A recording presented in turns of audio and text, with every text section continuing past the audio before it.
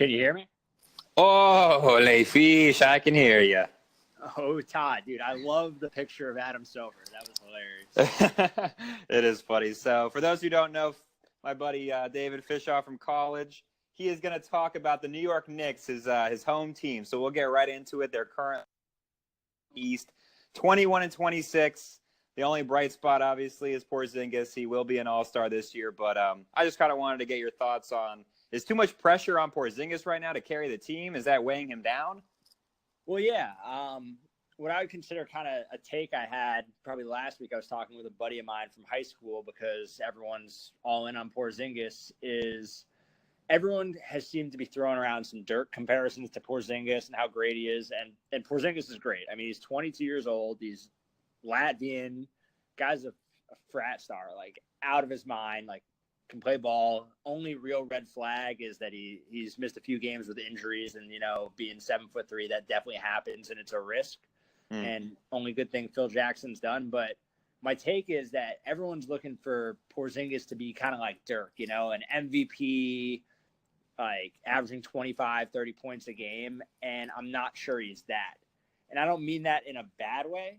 I just think I think the expectations might be too high. I mean, he's 22, so he could get better, like look at Giannis, look at some of these guys. Like he's got 3 or 4 years before he's hit his peak. But personally, my gut's saying we got a lot more of a Paul Gasol type of guy who's either going to put big numbers and be a 500 team at best, or you put him with a better scorer. I don't know. I was kind of thinking, I saw Kemba on the block. He's a New Yorker. Would love to get him back. But you give him like a good scoring lead guard who's going to also put up 20 to 25 points a game. Not going to compare anyone in the NBA right now to Kobe, but like the way Gasol and Kobe paired up and you had rings out in LA. I'm thinking that's more what they need for Porzingis instead of building a team where he's definitely the outright number one player. Yeah. So just because you touched on Giannis, if I was like a GM, I think what I'd be doing is trying to build a team around one of these guys who are not American, foreign guys who are ultra talented, like a Porzingis, a Giannis, along those lines. So I think it's the right idea. And I thought the Knicks actually had kind of an interesting strategy because they have Porzingis, Cantor, Hernan Gomez, and then the rookie, Frank Ntilikina, if I said that correctly. So, I mean, if I was a GM, I'd be trying to build some sort of a European team, kind of like the Spurs do. So are they on that track at all? Has the rookie been good? Is he gonna stick around, you think, and be an all-star in the future, or is it too early to tell? It's definitely too early to tell. He's raw. I think he's definitely an NBA player, but whether that's closer to like a Jose Calderon level where he's better off as a backup, maybe starts a little bit. He's good. He's a good defender. He's a good passer, and his stroke looks a lot better than I thought it would. I actually got to go to see them play at the United Center in December, and he looks solid. And he's been getting kind of inconsistent minutes. I don't have league pass. I don't get to watch every game, but they were on TV on Friday, so I caught them versus the Jazz, and he played about 5 minutes. The weird thing is Cantor has found his spot next to Porzingis. I think they are great together. I would love that if we keep Cantor there. He's been talking about how he loves New York, so that'd be a good 4-5 combo, especially because Porzingis really doesn't like playing the 5. But then Hernan Gomez is the weird thing because he was so good last year and he barely plays this year.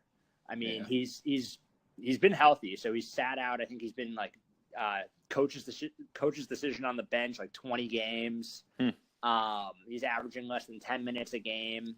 And this is a guy last year. I think he ended the season averaging around like 11 and 8 or something, like real solid for a rookie, especially from Europe.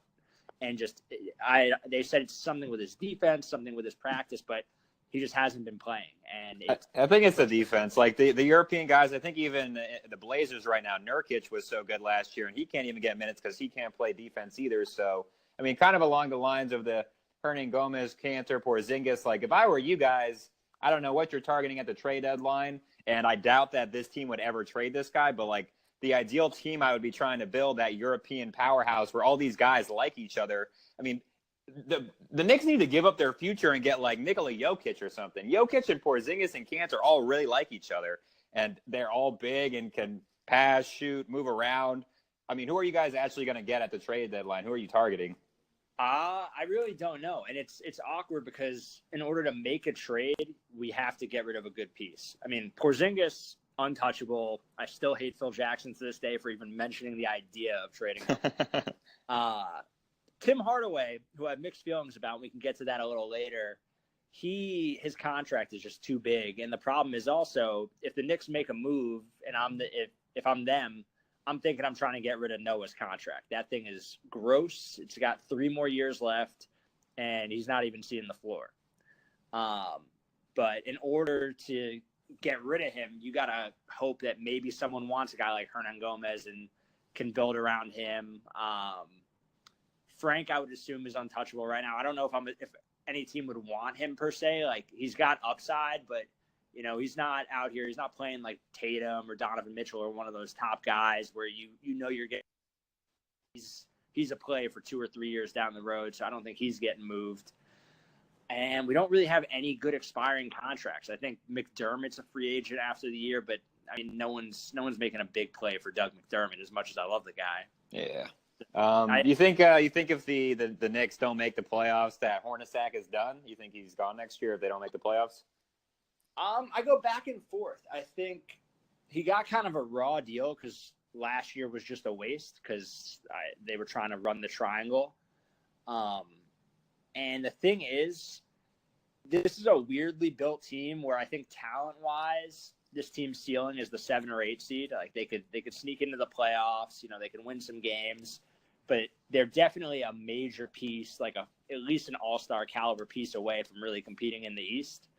And like they've been tinkering with rotations because we got Michael Beasley who's played some great games and things. And the tinkering with the rotations is what worries me about Hornacek. The team kind of lacks an identity. They've been shifting who's the first and second unit together.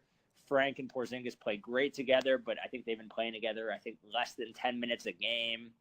So it's kind of messy. And he's done some good things. I mean, Cantor's playing much better than he did in Oklahoma City. Courtney Lee's having a great year. Tim Hardaway is becoming a scoring option on the wing, and he wasn't hurt. So if he doesn't miss 20 games, this team might be a game or two over 500 instead of a few games under. So it's tough. Yeah, I mean, you mentioned the big contract on Tim Hardaway, but I think like the 2 biggest storylines of the year, or at least maybe the 2 biggest surprises, are the fact that, you know, Paul George trade, when that happened, everybody was joking. They even tweeted like, we understand there's been a theft of Paul George, you know, the OKC police department. Well, guess what? You guys got the bad deal on that. Trust me, Victor Oladipo and Sabonis, that's better to have than a rental of Paul George who's gone next year. And then the second biggest surprise, I think Tim Hardaway Jr. is playing up to his contract. I think the games he's played, he's been fantastic. The first couple of games of the year when he was really putting up points before he got injured, he can really score the ball. I mean, I think Tim Hardaway Jr. is fulfilling that contract and should be, you know, a centerpiece moving forward. I really like him, actually. And he looked great in his first game back as a starter.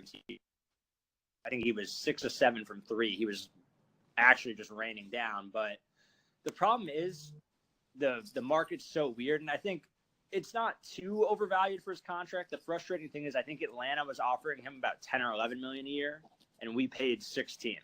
Like, we could have met him in the middle, had a little more cap flexibility, because that's the problem. The Knicks are in the NBA's no man's land. We're going to end up with somewhere between the 10th and 12th pick in the draft. Not going to get a stud. Don't have the cap space to sign a stud. Don't necessarily have the pieces to make any major trades. So best case, we make some weird trade that jumps us up to, I don't know, the 6th seed, the 7th seed, probably losing the first round of the playoffs. Worst case, we get an injury or something. And even the way this team is built, it can't truly tank. We're not going to do better than the 5th or 6th pick at best in what I think is a pretty good draft, but that's a topic for another day.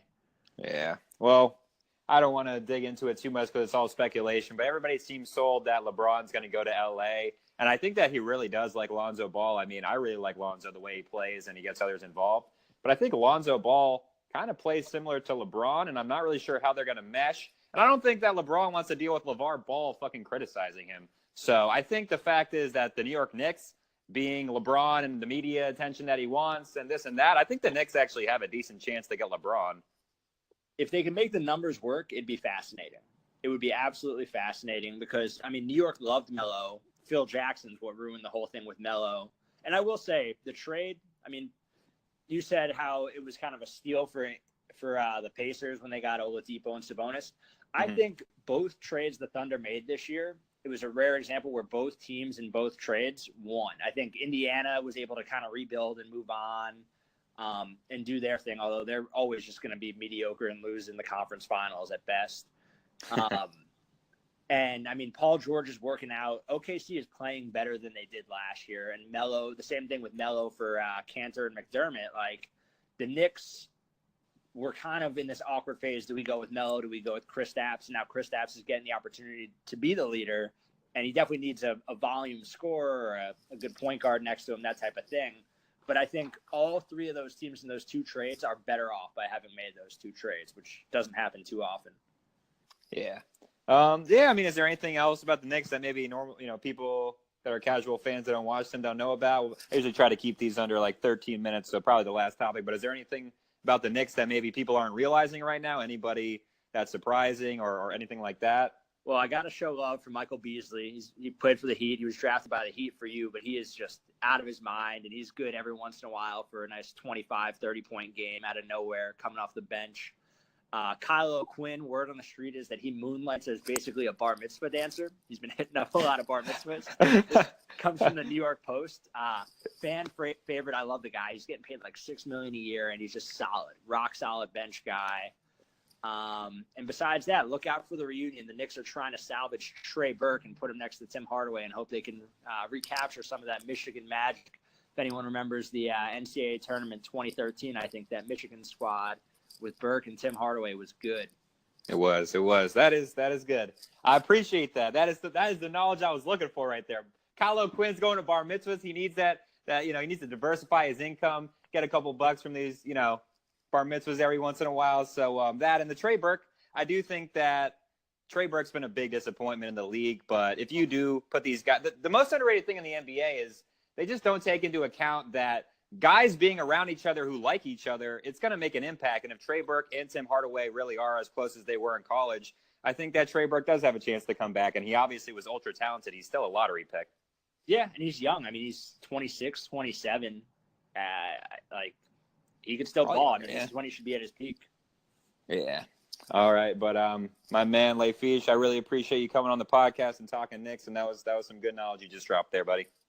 For sure. Good luck, Knicks, and I'll talk to you in a couple months when they end up going about 35 wins and end up with the 11th pick and get no one. So and are stuck in mediocrity for the rest of time. As is life, the no man's land of the NBA. That's it. All right, buddy. Love you. Peace. Peace.